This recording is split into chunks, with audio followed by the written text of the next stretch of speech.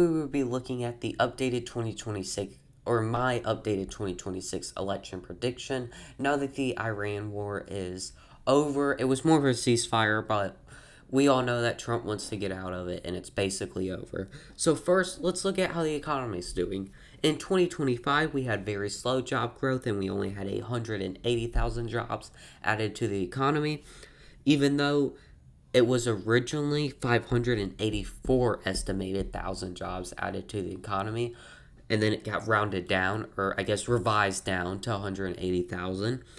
Right now in 2026, we have a estimated or have added an estimated 700 to 800,000 jobs to the economy, but who knows if that's going to get revised down drastically like we saw in 2025. The numbers are a little tricky because after the numbers got revised down, Trump fired that person, and now he's got someone who's more Trump loyal, I would say. So we'll see if those numbers actually do get revised down before the 2026 midterms. It's more likely that the 2026 numbers won't get revised down until January of 2027.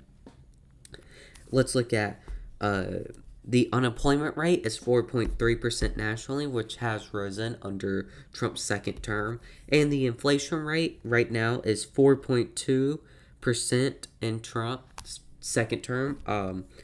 Of course, the inflation rate did rise because of the Iran war, because oil prices skyrocketed, and that led to the cost of transportation skyrocketing, and then which leads to general inflation because everything's gotta be transported. A gallon gas nationally was over $4 a gallon, but now that the Iran deal has been signed, and there are ships moving through the Strait of Hormuz now, gas is now $3.97 nationally. So gas prices will come back down, which will help Republicans in the midterms, and it has helped Trump's approval rating. A few days ago, as we saw, he was underwater by 24 points. Now he's only underwater by 20 points. Still doing better than his, or still doing 10 points worse than in his first term, though. Pretty crazy. And as a few days ago, he had a 35%, or the last time I did this video, he had a 35% approval rating, now a 38% approval rating. So we're seeing a small numbers boost. And if we look at real clear polling, before the deal was signed, Democrats were up on the generic congressional vote by 7.9 points. Now they're only up by 4.8 points. So we'll see how that continues to look. The Federal Reserve, with its new head Fed chair, Kevin Walsh, in their first meeting decided to keep interest rates the same. So, but Kevin Walsh did hint at in the future raising interest rates, which, if you're a big A viewer, or if you're big into I guess political side of economics in a way, you may support raising interest rates as inflation is 4.2 to 4.3%, but it is important to state to the average person, basically to 95% of the U.S. population, raising interest rates is unpopular, and it will definitely, if they do raise interest rates, will hurt Republicans in 2026 in November. So if interest rates do rise, that will hurt Republicans, but it hasn't happened yet. But Kevin Walsh, head Fed chair, did hint at that. And let's also talk about the Iran deal, which in the Iran deal, the U.S. will unsanction a bunch of money for Iran and will pay a little bit to Iran, and so will Saudi Arabia and a few other Middle Eastern countries. $300 billion in total will go to Iran. Iran gets to charge a fee for any ship crossing the Strait of Hormuz, which is not a toll, but it's a fee. And Iran only has to give a verbal agreement to the U.S. to not build a nuclear bomb. So basically, this Iran war was extremely unpopular, and Trump didn't achieve any of his intended goals. And he also, Israel is really hurting his polling because a lot of Americans, basically, Israel gets more unpopular every day, every single day. Israel is more popular today than it will be tomorrow. So, Trump being so closely tied to Benjamin Netanyahu has definitely hurt his polling in many ways. Anyway, I'm gonna stop yapping and let's go ahead and get to the actual video. So, safe red states, I have Idaho, Wyoming, South Dakota, Oklahoma, Arkansas, Mississippi, Alabama, Tennessee, Kentucky, West Virginia, and Louisiana. These are my safe red states. Now time to go to safe blue states. I have Oregon, Colorado, New Mexico, Illinois, Massachusetts, Rhode Island, New Jersey, Virginia, Delaware. No, actually, with Graham Plattner polling, Graham Plattner does look like he is going to take Maine and pretty safely. Hold on, let's go U.S. Senate, Maine.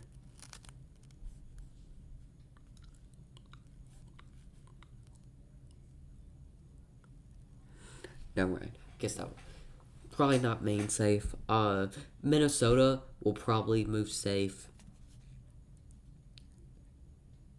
And I believe,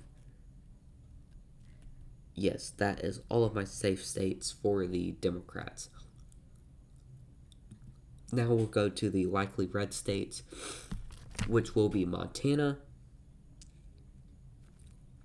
South Carolina, Kansas. Kansas was hurt with Trump tariffs, but that was really in late 2025, and now those tariffs have been thrown out by the courts. So we're seeing some economic recovery in Kansas, which will help the GOP in Kansas. And also Florida, which will be likely. We'll now go to my likely blue states, which will be New Hampshire and that's probably it. Oh, also, you know what? Roy Cooper, former governor of North Carolina, has been polling around 6 points, plus 6 points in North Carolina. I would not be surprised to see him win by 7 points by November 2026. He's a very popular governor. They don't have a strong GOP candidate running against him, especially since Tom Hills decided not to run for re-election. So the Republican Party is definitely going to struggle against such a popular governor, former governor, Roy Cooper.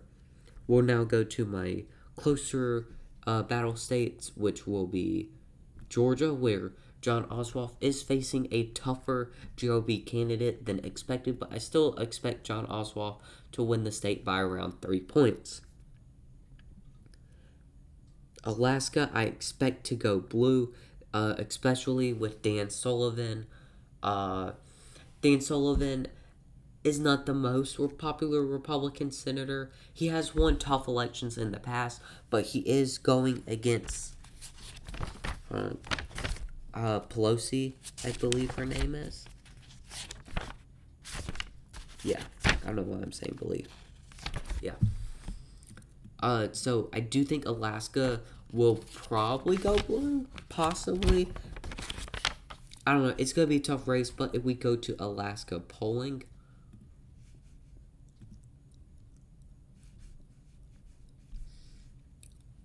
the only poll we have has Nancy up 6 points. So, I mean, really have no reason not to think the Democrats will win by around 2 to 3 points, as she did win her House election in 2022, which for Alaska is a state-wide election. Did they update this? I guess so. If we click here, we see she won by 10 points in Alaska in 20... Oh. I hate this. She won by 10 points in Alaska in 2022, but would then lose in 2024 only by 2 points, and now she's running in the Senate against Dan Sullivan, who last ran in 2020 and pretty much dominated, and he also did in 20 2012, I believe, or what? No, 2014, where it was closer. He only won by 2 points, but he has been able to survive tough competition before. We'll see if he can do it again, but I have no reason not to believe that the Democrats will be able to take Alaska by around 2 points. Mary Pelosi, I still. And now we're on to our swinger states. Nebraska, I do think Dan Osborne is within 1 point of taking Nebraska, but since the Iran war is over, I do think Nebraska will go back to the Republicans, although it will be a very close state. I do think Dan Osborne is a very tough candidate and could possibly become an independent senator and beat the Republican candidate. But with the Iran war over and gas prices falling a bit, we'll see how that goes out. Ohio, Sherrod Brown is a very good Democratic candidate, but polling is kind of all over the place for Ohio. Ohio is definitely going to be tough. Although John Hust, who is the candidate running Husted, who is running against Brown, has never wasn't the senator that won election in 2018. No, in 2022 it was J.D. Vance, but he took J.D. Vance's spot when J.D. Vance became vice president. So Husted has never won a statewide, or I guess a Senate race. Sherrod Brown has. He has great name recognition. Recent polling does have him up. But as you see, polling is kind of all over the place. You see 6 points, 3 points, and then 8 points for Brown, 4 points for Brown. So I'm really not 100% sure what to do for Ohio. With the Iran war over, though, I do think Ohio will probably is probably still in the GOP ballpark, though. And then Iowa, I also think will be a lot closer than expected. The Democrats are within, I believe, 3 points in polling of taking Iowa. And with the Iran war over, I do have to give Iowa to the GOP by around 2.5, 3 points. But I definitely do think Iowa is a dark horse for Democrats to take. Now in Maine, Graham Plattner has had amazing polling in Maine. I do expect Democrats to be able to take Maine by around 2 points. We'll now move to Michigan, which with progressive candidate Dr. If we go to Michigan right here, we'll see that El Said is up 9 points in Democratic polling. But if we go to the generic election poll, Said is up in 3 points, 5 points, which Said has been getting really good polling recently. Although earlier in Maine, Said didn't have the best polling against the Republican candidates, against Rogers, and there wasn't too much good polling on Dr. El Said, because most people, he wasn't doing good in the primary until very recently, until after Hassan. He campaigned with Hassan, actually.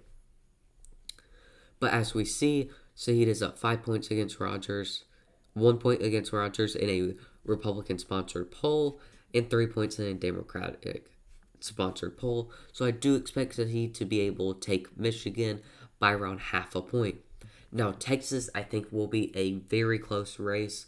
We'll see how it goes against Ken Paxton and James Tallarico. But I do think it is important to remember that Texas really should be a blue state. It has a minority white or I guess majority minority population. Latinos dominate the state, and yeah, very large Latino population, sizable black population, and a smaller white population than you would expect in a place like Texas.